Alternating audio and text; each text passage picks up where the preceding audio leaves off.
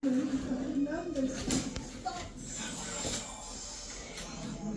times more cleaning ingredients to take the drama out of any mess. Fabuloso, dramatically clean.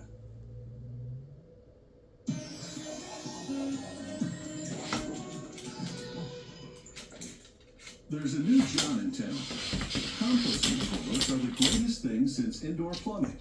In fact, they don't need any plumbing at all, so they can go where traditional toilets do not.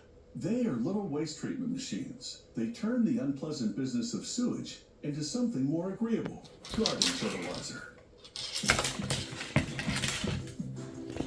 This composting toilet works a bit of magic with sewage. It transforms the solids into compost and makes the liquids disappear. Making this toilet starts with a composting tank. A worker sprays fiberglass into a mold of the tank.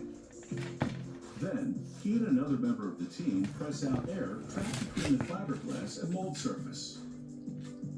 Once the part cures, a blast of compressed air loosens it from the mold, and he lifts it out. It's a bit ragged around the rim, so they do a basic trim. He drills holes in the tank for installing fittings.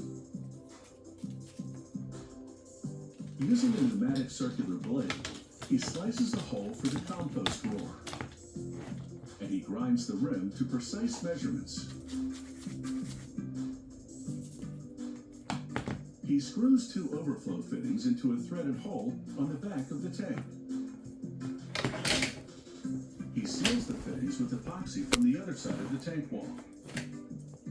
This epoxy seal will prevent leaks.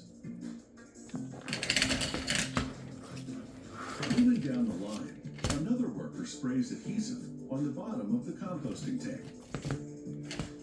He presses an aluminum panel to it. This panel will radiate heat from a heating element he installs over it. It will heat the evaporation chamber in the tank to dissipate liquids.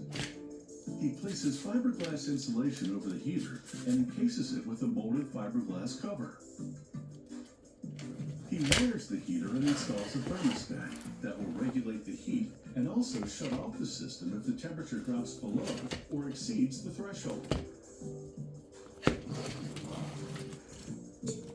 He turns the composting toilet tank right side up to await further assembly. Meanwhile, another worker assembles the fan for exhausting the evaporated fluids and any odors. He inserts the motor shaft in a hole in the fan door so that it protrudes inside. He then screws the motor to the outside of the door. Next, he assembles the centrifugal blower to the motor shaft. He installs a plastic shroud. It surrounds the fan, protecting the blades and directing airflow.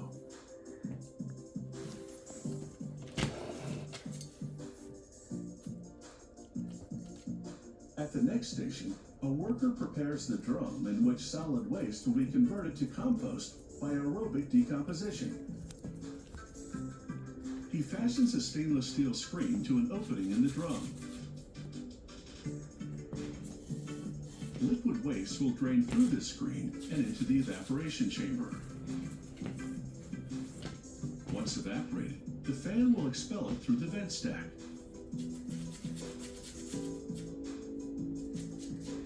He now places the drum in the tank. Bearings elevated so it sits just above the evaporation chamber. He fits a plastic top to the tank and screws the two components together. He inserts a metal shaft with